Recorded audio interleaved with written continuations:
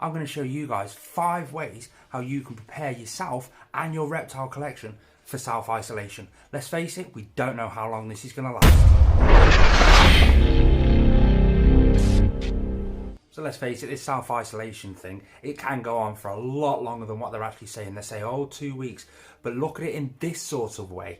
The shops are closing. The pubs and restaurants are closing. The schools close on Friday. It's just a whole host of things. You go into the supermarket, the shelves are empty. It's absolutely chaotic. It's a zombie apocalypse happening right now. So we need to prepare ourselves with all that in mind. We've got 5 tricks, and the first one starts out that main door just there. Because out this main door, it's pitch black.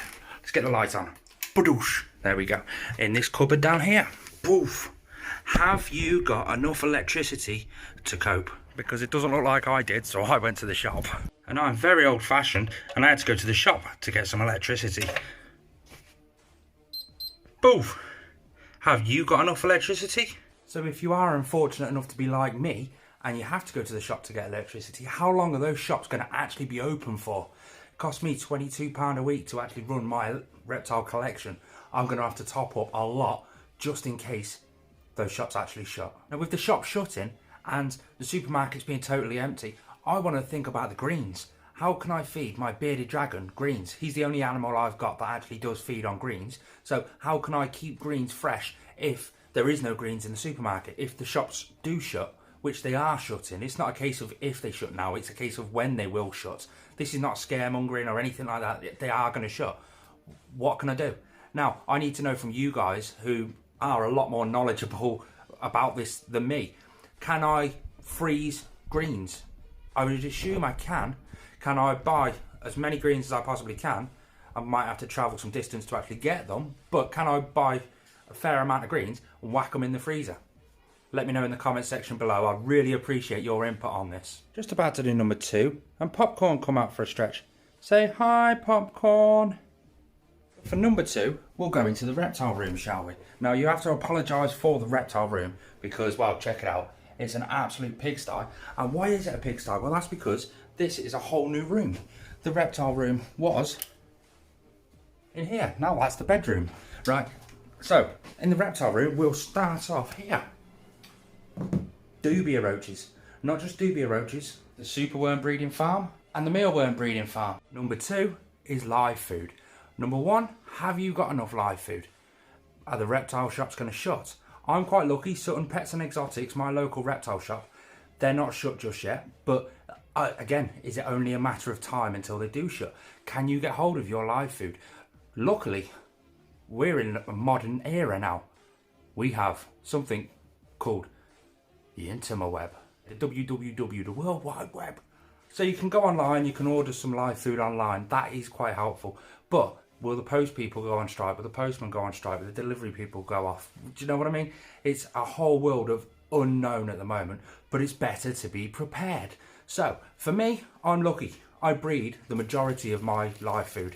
If you're an avid subscriber of this channel, you probably breed your own live food too. If you do, stick it in the comment section down below. Let me know what you breed, because I'm looking for a new breeding project and nothing's taken me fancy just yet. If you don't breed live food at the minute and you want to sort of get into it and just sort of help yourself out a little bit, I've done 1,000,001 different videos to do with breed your own live food, whether it be dubia roaches, superworms, cricket, everything.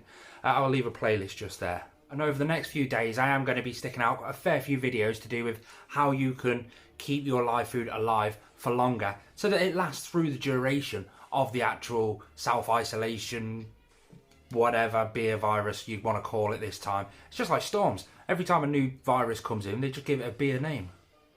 But you can just basically bulk buy. You want to buy your actual size of live food that you feed off right now, and then you also want to buy a bulk of the size below. And basically you can just, if you look through my videos, you'll see how to gut load. If you just basically gut load those animals, they will eventually grow into that next size up. You might want to put a little bit of extra heat there so they'll molt and shed off perfectly fine. But if you've got the smaller size, then they grow into the bigger size. By the time they're at the bigger size, you would have fed off all the normal size. So it's a constant progression sort of things. You want to check online as well. There's going to be a fair few advertisements saying we will be closing on this date if your online live food provider is actually going to close. So So you want to keep an eye on that. Why not do it after this video? Just have a flick on your livefooddirect.co.uk or rainbowmealworms.com, whatever, and just see if there's a notification there. I'm pretty sure all the reputable people are going to be putting a notification up if they're going to be closing. We're going to buzz on to number 3, 4 and 5 really quickly now, because I am aware this video is getting quite long. But I want to know from you guys, has this virus interfered with your life? Let me know in the comment section down below. For me personally, I drive a school bus for a living. All the schools are closing on Friday. Does that mean I'm going to be out of a job on Friday? I hate the uncertainty of this. But number 3 is spare bulbs. Have you got spare bulbs? If not, order now, because chances are those places might be shut soon. For me, I've got a couple of basking spots. Got a load of them kicking around. CHE. D3 basking bulb, because Hugo, my Savannah monitor, he's on a D3 basking bulb, the basic mercury vapor bulbs. If one goes, I want to make sure I've got one. And then popcorn, all the way up there, and my leopard gecko enclosure just behind me here, they're all on the Mega Ray heat projector. I've got to have spares, so I've actually got spares now, just in case I need them. Have you got spares? Are you prepared? All the products that are shown in this video, I've shown a few already. They're all going to be linked to my Amazon store in the description down below. If you do so happen to purchase anything from there, I do get a little commission from them. Number 4 is a big one really, is can you start saving a little bit of money now, so that you won't be as struggling if you lose your job further down the line. Take for instance what I've done. See these? Well, that's just a timer, and that's basically there just to turn the bulbs on and off at a set time. It gives him his 12 hours on and 12 hours off. What I've done is took 15 minutes off him in the morning and 15 minutes off him at the afternoon, so he's got half an hour less light per day. He isn't going to notice it, but my Sure electric bill will. But not only with him, I've done it with Diego, my bearded dragon. Now with Diego, my bearded dragon, I've got his UVB lighting on a 25 luminaire. Now that is a fantastic product because it's a sunrise, it's got the higher UVB output in the middle of the day and a sunset at night. Well, what I've done is I've altered the timing points ever so slightly, so he has got overall half an hour less light per day, because I took 15 minutes off him each side.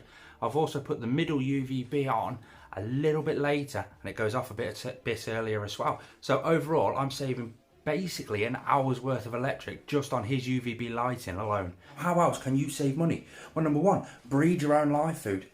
Dead easy. That won't only save you money. If you breed on a big scale, you'll be able to sell your live food, because everybody's going to be looking for live food. So it's definitely a good little business opportunity to go into. Again, we don't know exactly how long this is actually going to go on for.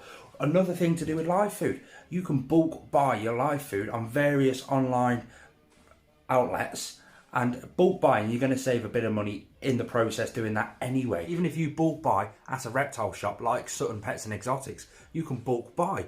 They do a deal, I think it's 5 tubs of live food for £10, which is cheaper than buying 5 separate tubs. Let me know in the comment section down below if your reptile shop does these sorts of deals. Sutton Pets, they call it a meal deal, 5 tubs for a tenner. Let me know what your shop does. Now, how else can you save a bit of money? Well, quite easily really. If you need something for inside your enclosures, why not have a little play on YouTube of how to make it? 1, you'll have a load of spare time on your hands if you have lost your job because of all of this. Why not? Keeps you busy. 2, it's going to be a little bit cheaper. It's going to be fun. It's going to be creative.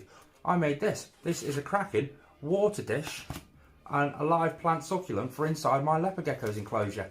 If you want to see the video on that, I'll link it just there. You can have a look at the energy rating that's on your heat bulbs. The Reptile Systems bulbs are one of the most energy efficient bulbs that I've ever seen on the market. That's just another good tip of saving you a few extra pennies. Let me know in the comment section down below if you guys have got any creative ways of saving a few extra pennies while having a fairly large sort of reptile collection, so to speak.